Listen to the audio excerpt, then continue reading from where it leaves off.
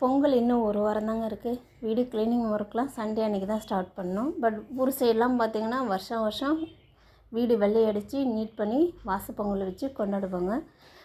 நாங்கள் north side இருக்கிறதுனால இங்கே பொங்கல் இல்லைங்க, மகர சங்கராந்தின்னு சொல்லிட்டு செலிப்ரேட் பண்ணுவாங்க. நாங்கள் அன்றைக்கி நம்ம ஊரில் என்ன செய்கிறோமோ அந்த மாதிரி செஞ்சு நாங்கள் எங்கள் வீட்டில் படைப்போங்க. இன்றைக்கி டின்னருக்கு பார்த்திங்கன்னா சப்பாத்தியும் பன்னீர் பட்டர் மசாலாவும் தாங்க பண்ணியிருந்தேன். பொங்கல் ஒரு வாரங்கும் போதே பார்த்திங்கன்னா பிறந்த பொண்ணுக்கெல்லாம் சீர் வைக்க ஆரம்பிச்சிருவாங்க. கல்யாணம் ஆகி அந்த தலைப்பொங்கல்லேருந்து 70-80 வயசாகிற அந்த பாட்டி வரைக்கும் பிறந்த வீட்டிலேருந்து சீர் போகுங்க. பிறந்த வீட்டு சீருங்கிறது அதாவது அவங்கவுங்க வசதியை பொறுத்து இருக்குங்க.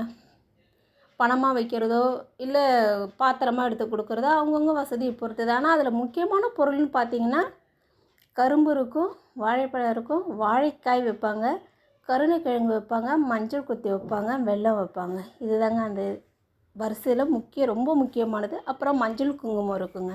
இதுதான் முக்கியமான பொருள். நான் பார்த்திங்கன்னா தூரமாகவே இருக்கேன் அப்படின்றதுனால எங்கள் அண்ணன் எனக்கு வருஷம் பணமாக தான் அனுப்பி விடுவாங்க. அவங்க சீர் வச்சதில் இத்தனை வருஷத்தில் கல்யாணம் ஆகி 17 வருஷத்தில் பார்க்கலாம், அடுத்த வருஷமாவது ஊரில் செலிப்ரேட் பண்ணும்போது வைக்கிறாங்களான்னு. என்னோடய சேனல் லைக் பண்ணுங்கள், சப்ஸ்கிரைப் பண்ணுங்கள். நன்றி.